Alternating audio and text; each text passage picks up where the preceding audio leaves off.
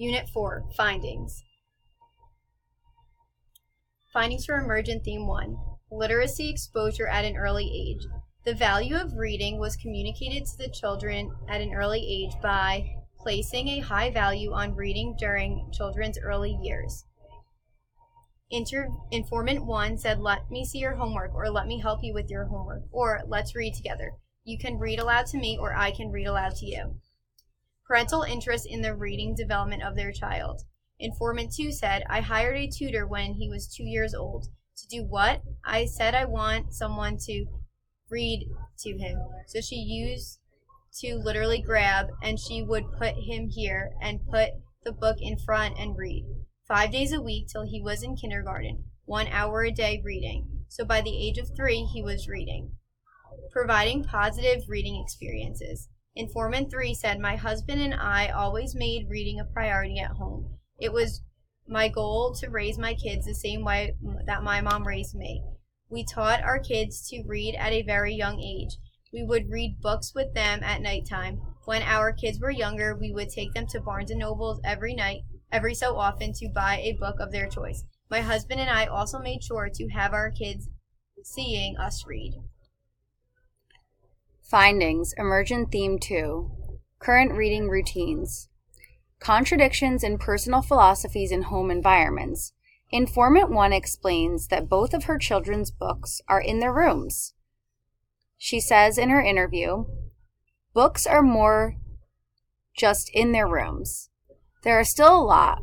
Both of my kids have bookshelves, but they are up in their rooms. And before bed is now the designated reading time, since they have so much more to do during the day." Informant number 2, on the other hand, discusses that her son's books are in a shelf in the kitchen and that he does not use his room for anything other than sleeping. In the observation, the researcher saw Samay fetch his book from this location. Samay fetches the book stand from the kitchen and walks over to the living room couch with his books. He places the completed book next to him on the couch and the novel he will start reading in the book stand. Findings, Emergent Theme 2 continued. Current reading routines. Contradictions in personal philosophies with technology use. Informant number 1 and number 3 allow frequent access to technology for their female children. Informant number 1 says in her interview, "Very accessible. D has an iPhone and Chromebook, and E has an iPad. We also have 4 TVs in our house." Informant number 3 said in her interview, "Sometimes I'll yell at her about that because I assume that she is either texting or on Instagram and not actually reading. But then she'll show me that she is on the dictionary app." Researcher noticed informant number 3 in the observation. A minute later, Ariana is still on her iPhone. The informant states, "Are you looking up a word? What is taking you so long?" Ariana replies, "I was looking up something about the author, but then I stumbled upon this article about the book, so now I'm reading it." Informant number 2, on the other hand, places maximal regulations on technology for her male child. She says in her interview, No. There's no TV in the house. He has never watched any TV. We have real TV, but it is downstairs. We have basement. It is a movie theater. There is a projector. It takes a few minutes. It's not just turning on the TV. So he gets to watch a movie once a week. But he's not allowed to watch TV series because then you get hooked. Like even us as an adult, we get hooked on it, right? Also, as witnessed in informant number 2's artifact, Samay possessed and maintained a personal reading log throughout his grade 6 school year that showed that he read a total of 100 books that were not required by the school or the teacher in 1 year. Findings, Emergent Theme 3, Future Goals. Each informant was able to recognize that her involvement in early literacy experiences and current reading routines may have impacted her child's reading motivation and is likely to result in achieving future goals. Informant number 1 said in her interview, "When you get to high school or college, you have to read a lot of stuff that you're not necessarily interested in reading. And if you're not a good reader or used to concentrating on the text, then it'll be more difficult. So I guess, yes, reading for pleasure, and the more you can read, the better you are at that. probably will make it easier down the road. Informant number 2 said in her interview, because education is always first, most of the people successful are well educated. Informant number 3 said in her interview, I've always been a firm believer that reading is one of the most important skills that all kids, adults, senior citizens need. It's a life skill. The fact of the matter is that strong readers are usually strong writers.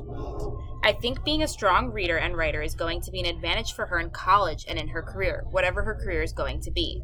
I think that her motivation to read will end up becoming an advantage for her as she enters college. Our recommendations for researchers. As a result of our findings, we have developed 3 recommendations for researchers to enact. Our recommendations are based on the information that we evaluated in our literature review and the data that we garnered from our informants. Recommendation number 1 for researchers. We determined that higher interest in topics, skills, or content areas such as reading directly relates to an intrinsically motivated student. Most informants involved in our research study emphasize that their children are highly motivated to read because it is an enjoyable task due to the fact that they have a choice over the content that they are reading. Consequently, we determined that there is a relationship between higher interest and motivation. This finding is transferable and applicable to other contexts such as multiliteracies, music, art, mathematics, or athletics, because it shows other researchers that higher interest in a specific area may lead to a more successful results or mastery of that domain. Therefore, our first recommendation to fellow researchers is to allow students in their formative years the ability to choose tasks that are of interest to them, with guided support from parents, professionals, and guardians in order to support continued motivation. When considering the transferability of findings from the areas of Summit, Livingston, and Rutherford, New Jersey, to an area that is less socioeconomically advantaged, such as Atlantic City, New Jersey, it is important to consider that while students and teachers are held to the same standards regarding state learning standards, parents and guardians may not be as able to provide choice tasks and supervision as they were in our study due to financial and other social constraints. We recommend that changes need to be made at the state and national level to reflect the discrepancies in socioeconomic influence on opportunities. We also recommend that the state needs to provide better access to these types of opportunities for children in their early years, regardless of parent capabilities. Our second recommendation for researchers focuses on the relationship between gender and reading motivation. We determined that gender does not influence a student's desire to read. As researchers, we concluded that high parental involvement prior to institutional learning may counteract gender discrepancies that occur within the confines of the classroom. Samay, a 12-year-old male involved in our research study, became intrinsically motivated to read because his mother demonstrated to him the importance and value of reading at an early age, without imposing gender roles on this activity. Hence, our second recommendation to researchers, especially those whose area of expertise is early childhood development, is to involve parents in the classroom discourse through community outreach programs, school-sponsored book tastings, and greater collaboration between the school and stakeholders. It's crucial to educate parents and teachers regarding the constraints that gender roles may place on a student's motivation to read in order to defy such stereotypes. Recommendation number 3 for researchers. Our third recommendation for researchers is based on the relationship between academic ability and reading motivation. Though we recognize that the literature review confirms our assumptions that a student's lessened ability to read decreases his or her motivation to read within our action research, we were unable to validate the research we read. Therefore, a recommendation to other researchers is to conduct a study that identifies reading levels of a vast number of students within the same grade, preferably kindergarten, using multiple measures such as Fontes and Pinnell, diagnostic reading assessment, and as shown in Artifact 1, the Teachers College benchmark reading levels and marking period assessments. Researchers should create individualized student reading levels based on multiple assessments and study each child's parental involvement in reading and gender, but most important, reading level, and how it connects to that student's motivation. We also recommend that researchers identify learning disabilities, their connection to reading levels, And again, how these two standings affect reading motivation. Recommendations for novice researchers. Based off of our experiences as novices engaging in an action research project for the first time, we have developed 3 recommendations. Recommendation number 1. Review the timeline of your action research in order to consider the feasibility of the project and begin with an end in mind. Recommendation number 2. Be flexible throughout the research process. Recommendation number 3. Record all observations using the note-taking and note-making model developed by Carolyn Frank in her text Ethnographic Eyes. Note-taking refers to a description of the events, while note-making refers to the inferences of the researcher. Our final thoughts. In reflecting on the research we conducted as novice researchers interested in reading motivation, we feel that we learned specific patterns connected to reading motivation.